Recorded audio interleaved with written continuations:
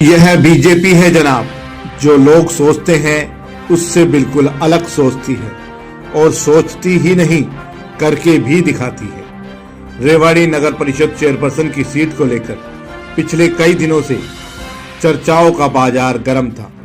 कयास लगाए जा रहे थे कि यह सीट या तो जनरल रहेगी या फिर बीसीबी वर्ग के खाते में जाएगी। लेकिन बृहस्पतिवार को पंचकुला में जब आरक्षण का ड्रा निकला तो सियासी तस्वीर पूरी तरह बदल गई। रेवाड़ी नगर परिषद चेयरपर्सन का पद एससी महिला वर्ग के लिए आरक्षित कर दिया गया और यह फैसला ज्यादातर लोगों के लिए पूरी तरह अप्रत्याशित रहा। दरअसल 2013 में यह पद एससी महिला वर्ग के लिए ही आरक्षित था। 2020 में बीसीबी महिला वर्ग को मिला और अब एक बार फिर से एससी महिला के खाते में चला गया। यही वजह है कि चुनाव की तैयारी में जुटे कई दावेदारों के अरमानों पर अचानक पानी फिर गया।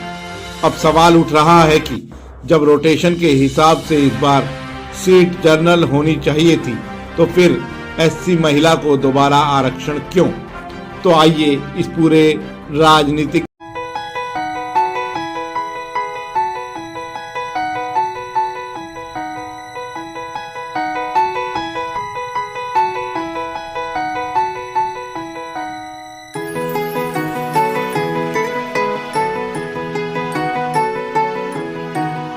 गणित को समझते हैं। भाजपा की राजनीति यूं ही नहीं चाणक्य नीति कहलाती।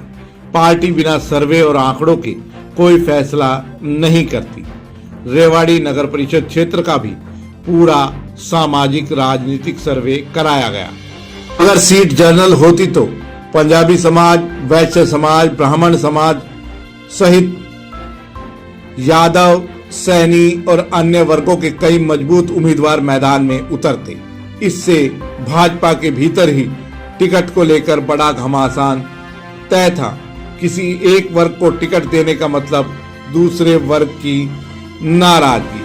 अगर भाजपा किसी पंजाबी समाज के व्यक्ति को टिकट देती तो कांग्रेस निश्चित तौर पर यादव समाज या किसी अन्य समाज के व्यक्ति को। ऐसे में कोई एक वर्ग तो भाजपा से छिटकता है। इसको लेकर ही भाजपा ने पूरा गणित तय किया।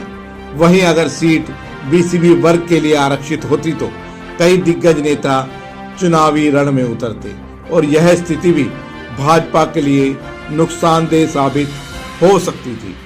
ऊपर से बीते 5 वर्षों में रेवाड़ी नगर परिषद में जो कुछ हुआ उसका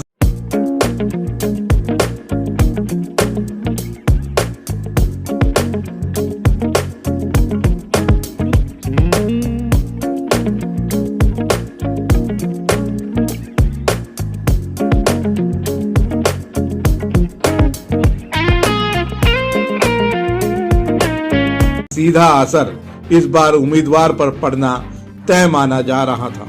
इन सभी समीकरणों को ध्यान में रखते हुए भाजपा के थिंक टैंक ने एक बड़ा और सोचा समझा दांव खेला और चेयरपर्सन की सीट एससी महिला वर्ग के लिए आरक्षित करा दी गई। यह काम करना भी बेहद आसान था, चूंकि रेवाड़ी नगर परिषद क्षेत्र में एससी वर्ग की आबादी पीपीपी के आंकड़ों के अनुसार करीब 35,000 है।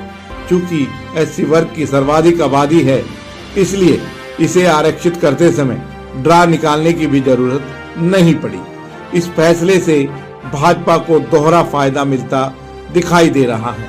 पहला, कांग्रेस के परंपरागत एससी वोट बैंक में सेध। दूसरा, एससी वर्ग के बीच यह संदेश की सरकार उनकी हितैषी है और 10 साल के अंतराल में दोबारा नेतृत्व की चाबी उन्हीं के हाथ में सौंपी गई है। वहीं जनरल और पिछड़े वर्गों में भाजपा की पकड़ पहले से मजबूत है और कांग्रेस के लिए इस पकड़ को कमजोर करना आसान नहीं होने वाला। यही है भाजपा की रणनीति, यही है उसका सियासी फार्मूला, जिसे समझना हर किसी के बस की बात नहीं।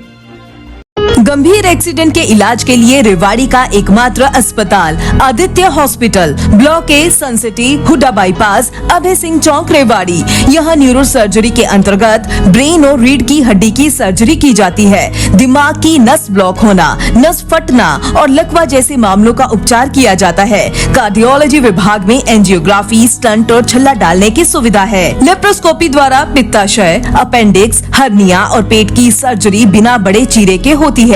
ऑर्थोपेडिक्स में कितनी भी टूटी हड्डी का सफल ऑपरेशन, घुटना बदलना, फ्रैक्चर, घुटने के फटे मांस और हड्डी के ट्यूमर का ऑपरेशन किया जाता है। सामान्य चिकित्सा में दमा, सांस की तकलीफ, इन्फेक्शन, टीबी, पेट की गैस, चिकनगुनिया और डेंगू का इलाज उपलब्ध है।